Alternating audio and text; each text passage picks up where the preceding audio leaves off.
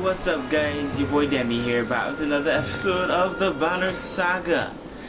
Now, the Banner Saga 2. The Banner Saga 2. Camera's a little off there. There we go. So, last place we left was here.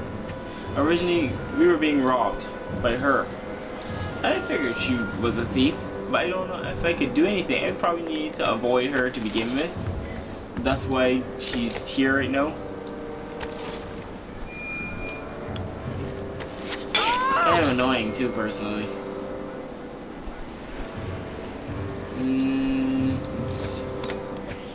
Give him a shield.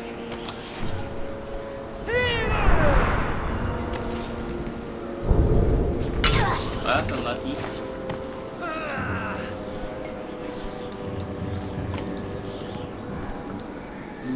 Breaks on that armor.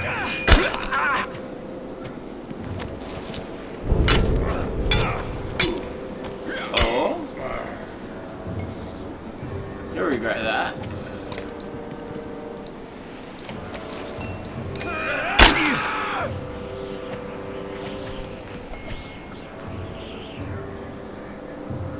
Just make sure I deal with the people right. Breaking their armor in the early is the best idea. Okay, so it's his turn now. So break armor. If I break armor, I still take off health this dude, so.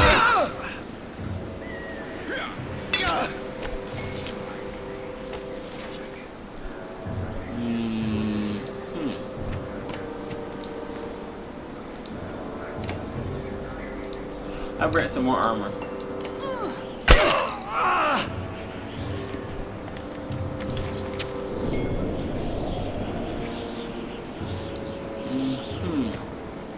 Well, 8 damage is quite a bit, so that should be enough to do something.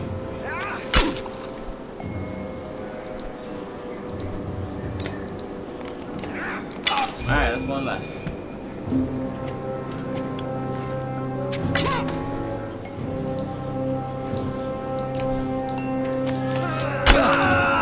He doesn't have any armor. These guys are annoying.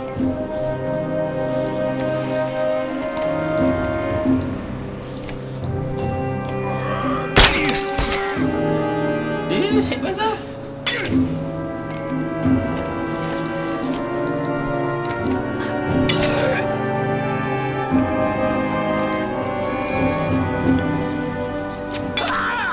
Poor guy.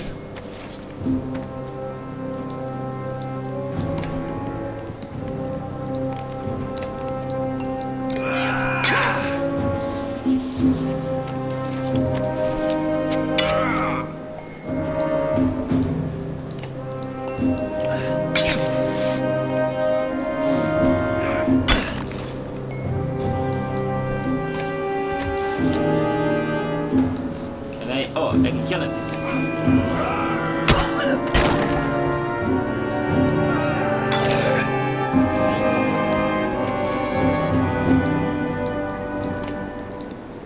Well, so far so good.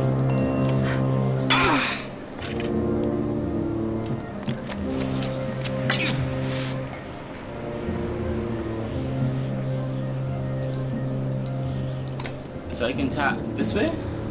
That's okay, good, actually, that's pretty good. The angle attacks make a lot more sense in this than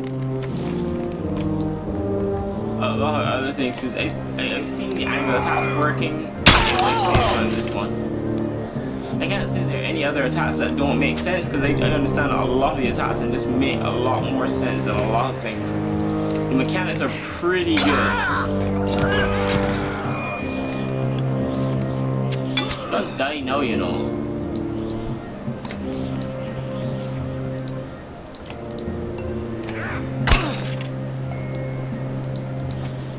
I think he should probably be able to kill her.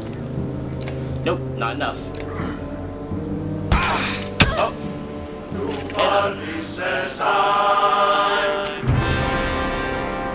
Easy win. I don't think I lost any of the units that I use, because I think the other units were just there to begin with. They're like guards, I think. So do I kill her now? Seppa's wounds are great, and she whimpers in the snow. You nod to Foka, who dispatches the bandit archer with haste. This is what helping folks gets you, you roar. Grab all these supplies and bring them back to camp.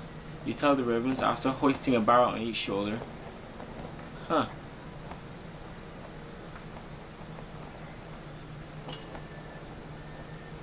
Makes sense.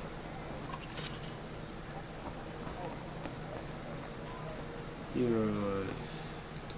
I got enough renown, so I might as well level 1.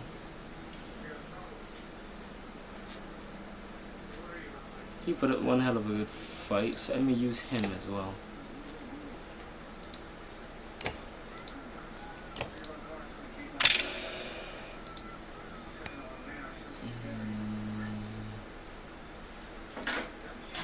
Armor.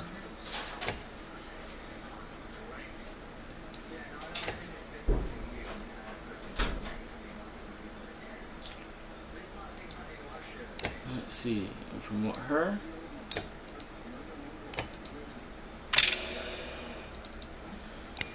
Give her some more health, and I think we're good there with her.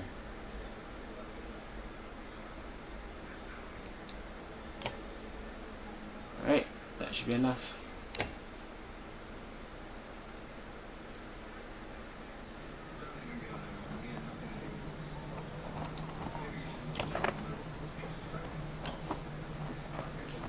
Alright, I'll do some training.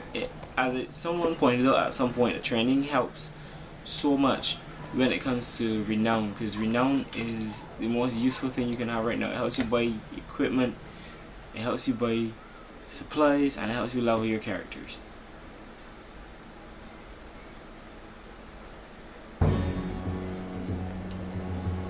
And this one I need that. Use Bovert's Frenzy to kill 2 enemies with 1 attack.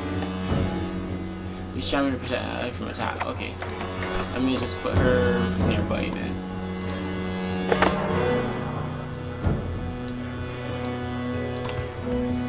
And maybe I should have been moving Bovert so far in so quickly then.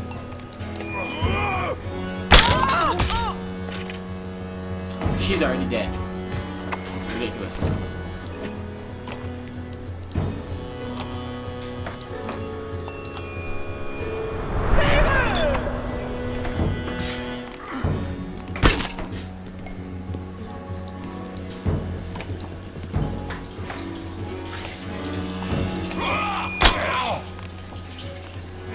So it'll be easy if I can kill 2 archers at once.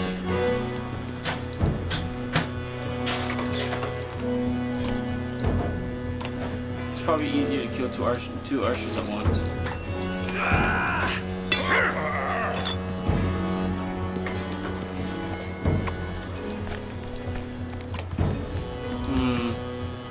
It says use my fury to kill.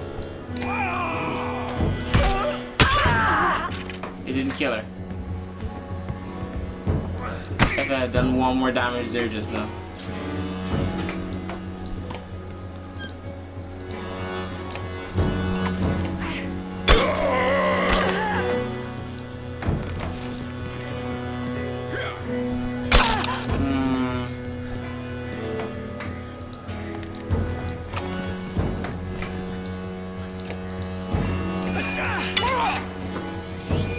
Pretty good, that's pretty good.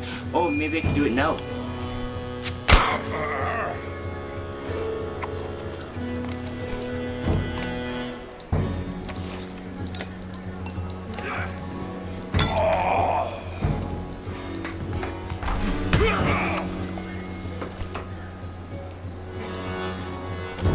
Oh no, I can't. I actually can't do anything. I should fall back. Because I need to get 2 enemies before falling. Because if I fall, I get nothing.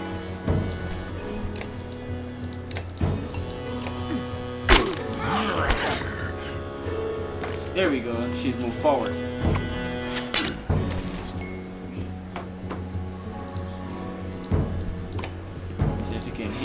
here? I can.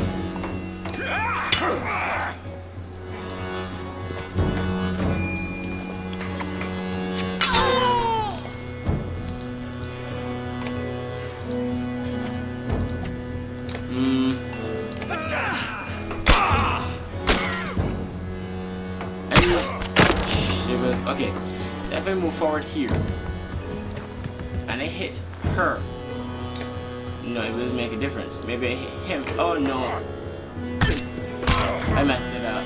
I messed it up. I am so gonna lose.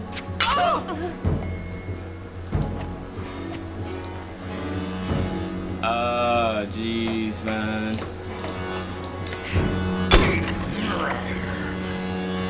Oh jeez. Alright, I'll do this again. I won't spend the entire time doing this though, although a couple of people got promoted because of it. Well, can be promoted because of the training. But I gotta do it again because they really want that renown. They really want to level somebody. What can you show me? Ready. Go. Because I don't want, because if I spend the amount of time on this, I won't be able to get back to the storyline, and the storyline is quite important right now.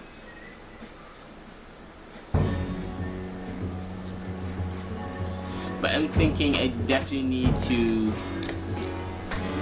kill 2 archers, because the archers have to be easiest kill in the game right now.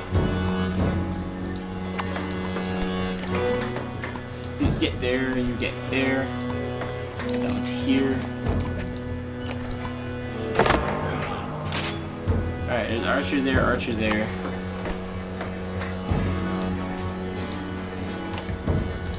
You just take down some of your armor.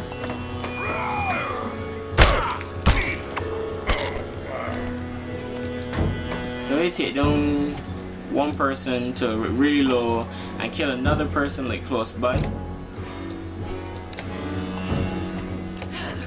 They'll die as well.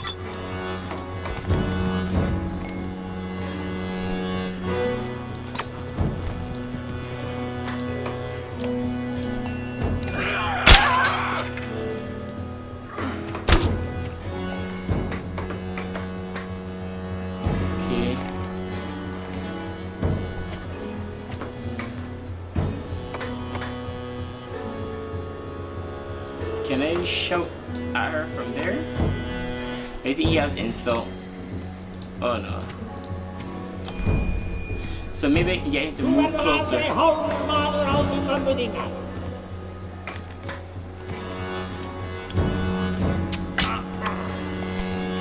if I move here, I attack her. With full frenzy, do I kill him as well? Not enough.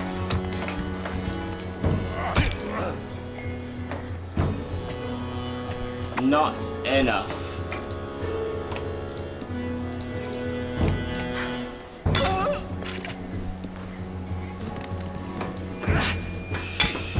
Come on, don't die yet. Please don't die yet.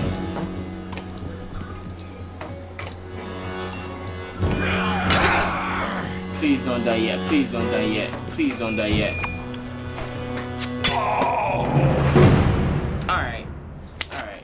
Alright, I'm gonna just go into the storyline. That is so bad, and it was so close.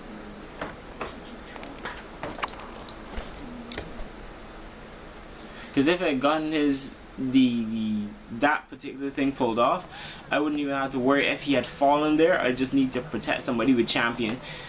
Alright, let's head back on the road. Let's just head back on the road.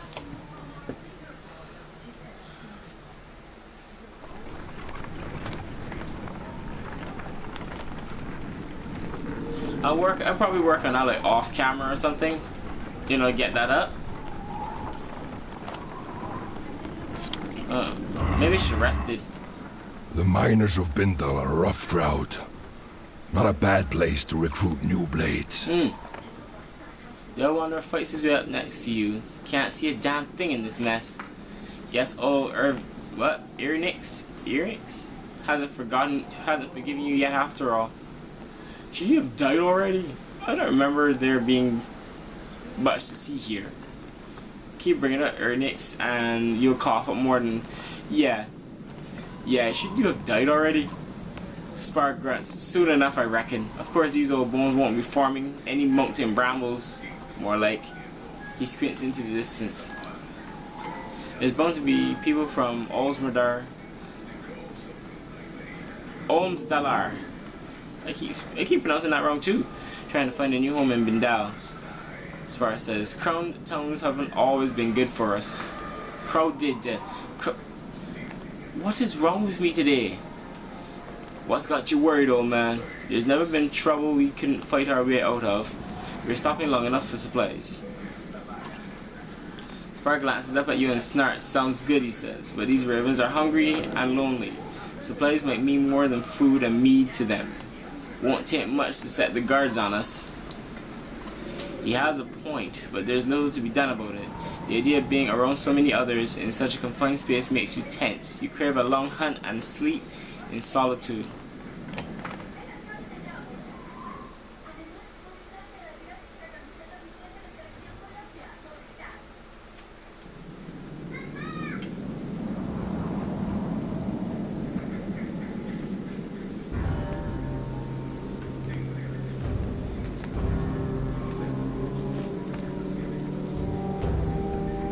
All these people are looking for food and a home.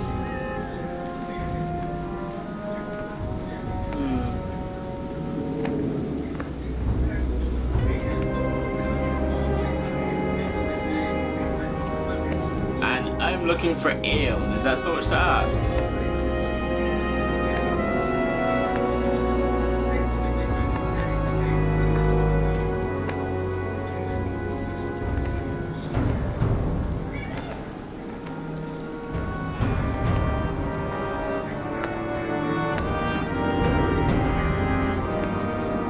I bet that scout already sent word of us being here.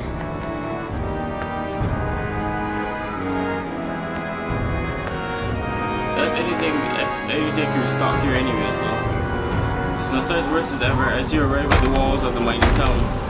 The gates are closed, you beat your fist against them. Open the Fane gates, you shout. I'm guessing Fane in this game is probably more like a swear word. Because I see them saying Fane a lot. From the wall, two menders look down on you, and then they recede. Soon the gates open enough for half a dozen well-trained guards to greet you. Their one-eyed captain points and says, "Just you." Focus steps to your side. "Not alone," she says.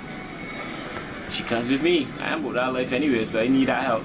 The captain takes a moment to assess the situation and nods before following in through the gates. You bark commands to the other ravens to stay close and vigilant.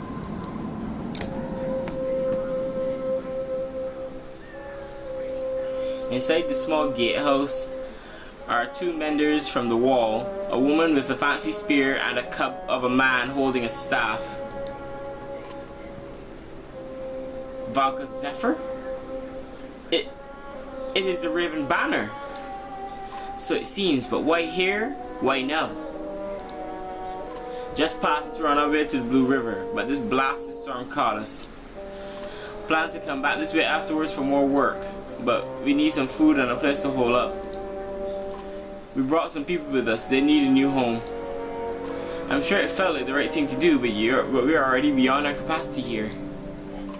Are you Beauvert? Beauvert Bloodaxe? He's not even paying attention to the conversation, he's just trying to butt himself in. Hold your tongue, Nichols. She's like, yeah, or I'll cut it out. Nichols' face falls. The older mender places a hand on the young man's shoulder. Oh my god. Are you in charge here? Where's the governor? I think I made him feel bad. No, I feel bad. Aw. I'm a terrible person. Where's the governor? The governor left for Aberang.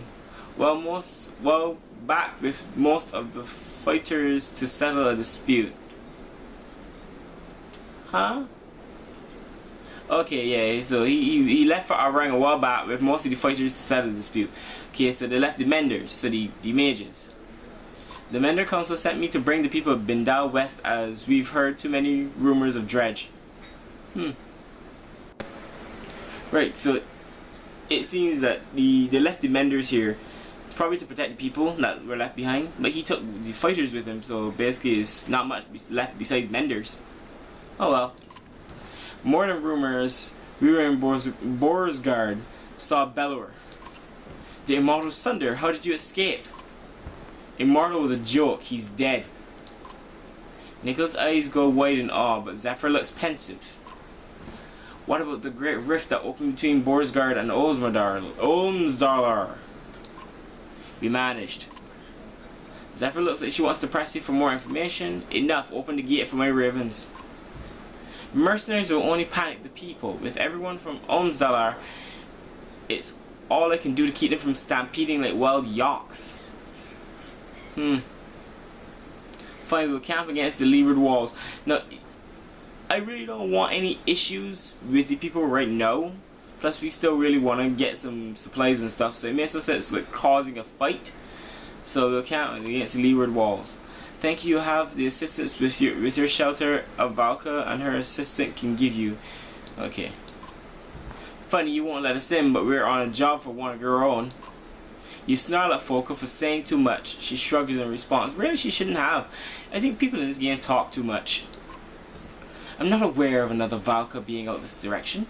Who has tasked you? Juno. Zephyr steps back at the net and studies your face for a moment. Nichols, you and the guards see what you can do outside the walls for the people. The younger Mender nods respectfully to Zephyr and glances at you, disappointment in his eyes, before leading the guards to the gate. Oh, I'm so sorry, dude. I apologize, man. I'll tell you more later. I'm inviting only the two of you to stay within our walls and enjoy a bit more warmth and comfort. I am not going to do that. That is not a good idea. Separate us from raisins? No. I know it would be nice to sleep in a warm bed and stuff like that there, but nah. I'm gonna go back outside with the rest. Suit yourself, but your mistrust is unnecessary. Whether or not you think it's necessary, I know what you have to do. Maybe, but I shouldn't have to tell you about my job from your superior just to get an invitation. My superior... No, you misunderstand. You have no job. The Valka known as Juno is dead.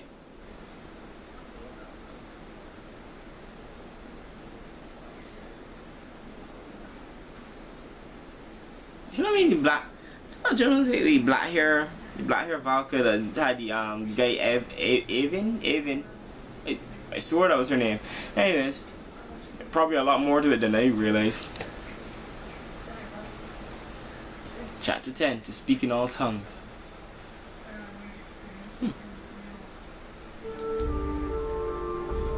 Oh, so we're done with him now?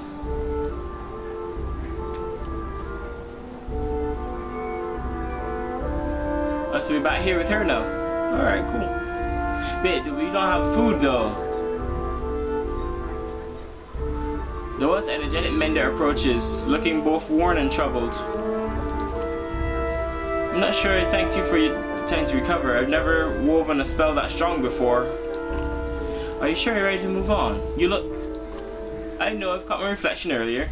It's a more mature look, so based on the amount of magic he used, he aged. So if you use too much magic, it can kill you?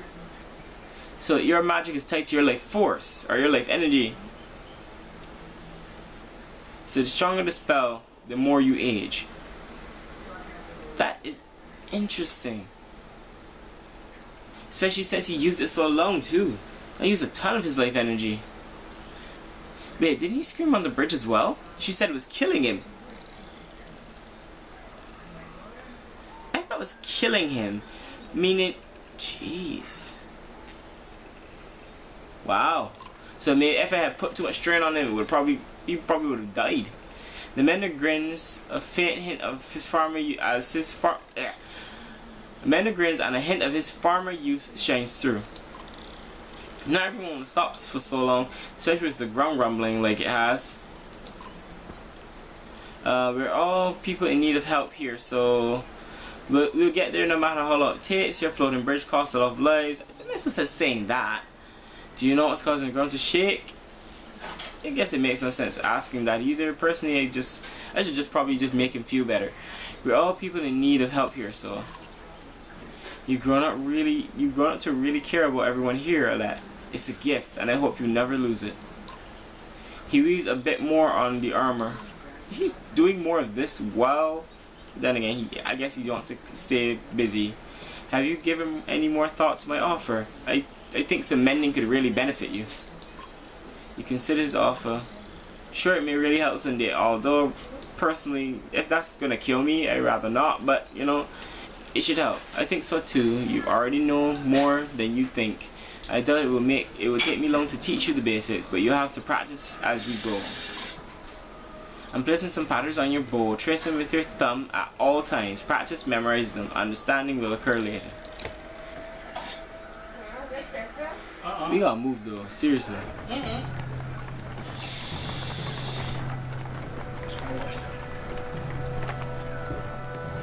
A scout runs up to you. A woman tied to a tree up ahead. Got 4 guards watching her.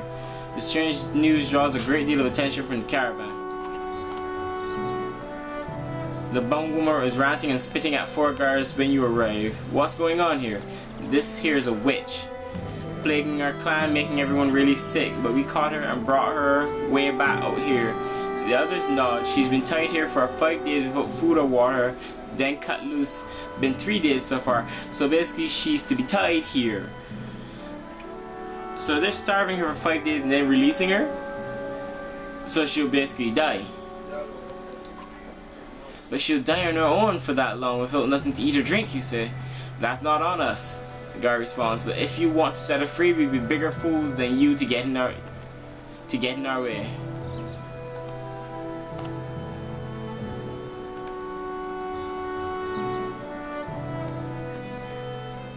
Okay, that's exactly what I'm reading, okay.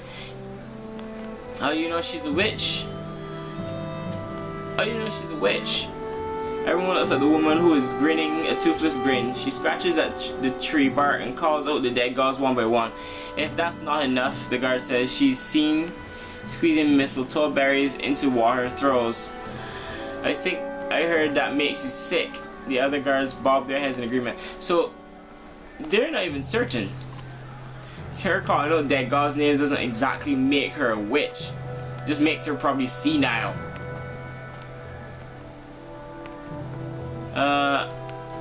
I don't like this, but this isn't our concern. Let her go and everyone will go on their way. Because letting her go won't make a difference because it's 3 days. I don't like this, but I'm not just going to leave her there. So let her go, she can join us. The guard looks shocked. We're not getting near her, he says. And the 4 of them run off in different directions. Okay. You cut the woman free. She slumps down to the ground weak. A few others help you get her into the car and give her some water. She smiles at you once before falling asleep.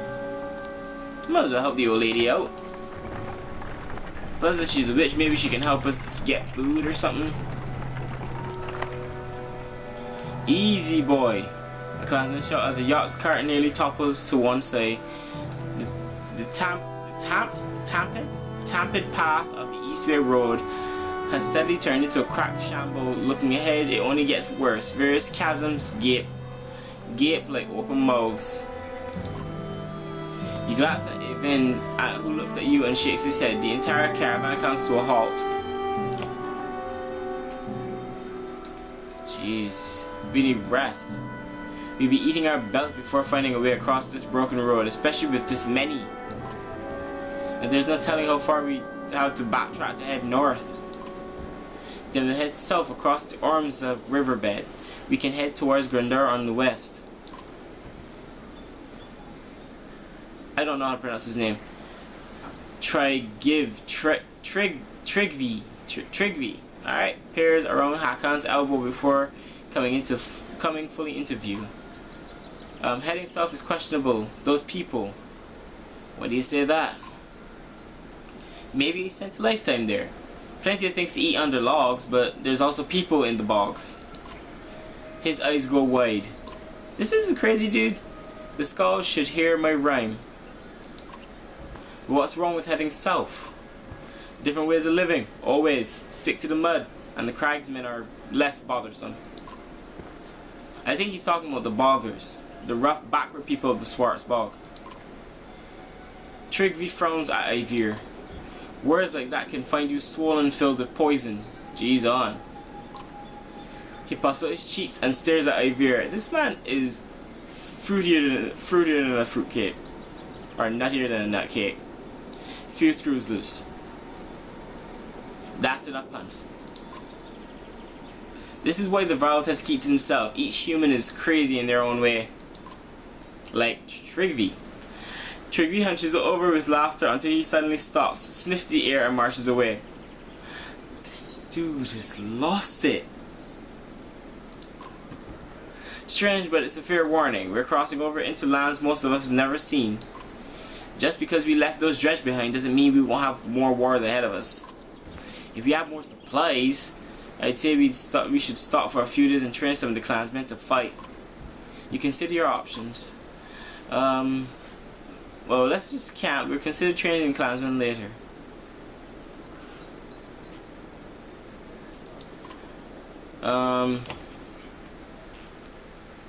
This is a difficult situation because if you training clansmen and stuff like that, they're using up more food, which we don't have. I'll level up a hero or something.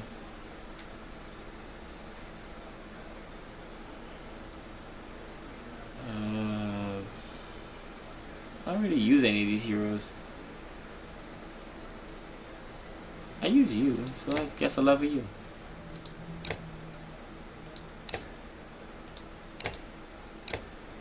I'll get Tempest.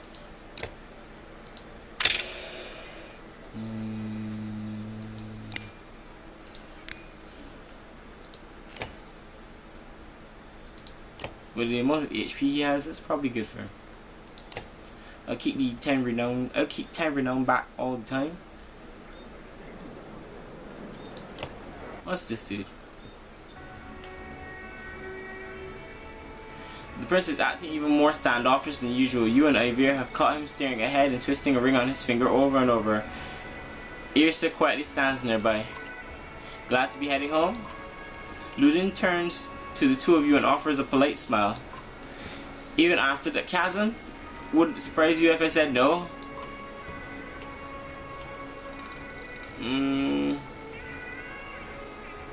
I thought you hated being so far from Arborai.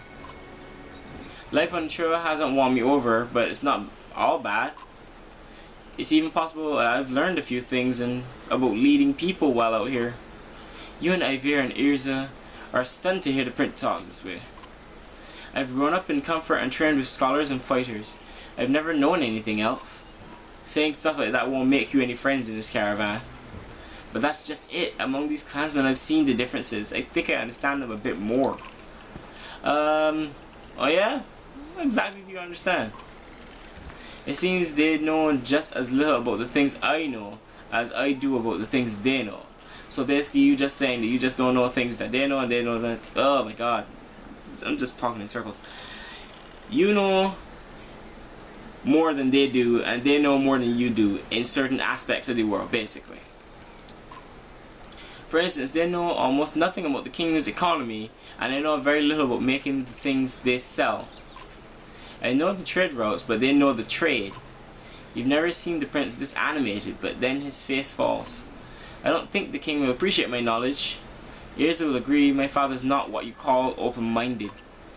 The king's a hard man, has to be, but his son is his weakness.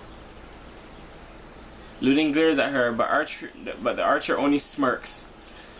The prince is the king's weakness. Don't listen to her. Watch your words, prince. What? I wasn't telling you what to do. An awkward, icy moment passes between the prince and his bodyguard. His bodyguard got something going on. Meonov was fearful of sending Ludin away, so he sent his two advisors to watch him. You're one of King Meonov's advisors? Irsa gives you a wry smile. Regardless of who he sent to protect me, I had no say in the matter. Kings usually have to make tough decisions and stick with them. Maybe someday you'll see why. I know, I just don't think he'll care for my ideas or treating with pet. He has to watch his words. Commoners, What would you like to be called? He doesn't know what to call. We're all people, Prince. Even you. You have a charming way of humbling me. Asa rolls her eyes. I just keep an open mind about your father. The way you'd like him to have towards your ideas. That's something I've never considered before. I'll think about it. As Prince Ludin and Ursa walk away, you feel Ivir watching you. What? When did you become so full of sage advice? Since I started listening to you. Gods, don't start making that mistake. These two have an interesting conversation thing going on. It's like they're such close friends already. Even though originally he was just like really close friends with her father, but based on what's going on, it seems that they've become a lot closer since they started traveling together. The two of you share a smile before moving on. I think I'm almost about run out of time for this episode. So I think I'm gonna stop here for the time being. I'm gonna continue in another one. But so far I understand that Bolverk has moved on his own. Juno is supposed to be dead. That in itself is strange. She's traveling with you currently, so I don't know what's going on there. So going back to the castle, or the place we were going to, the Prince Ludin might help us if we hold on to him, but there's no guarantee he'll stay with us, so I don't know what's going on there. So it's branched off. So I'm with the young girl right now, and Bolverk is on his own. So we'll see how the past branch out, how I deal with these situations. So far I swear I made some good choices. I hope I made some good choices. So guys, if you liked it, smack that like button. If you want to see more, hit subscribe. But thanks for watching, everybody. See you in the next one. Bye.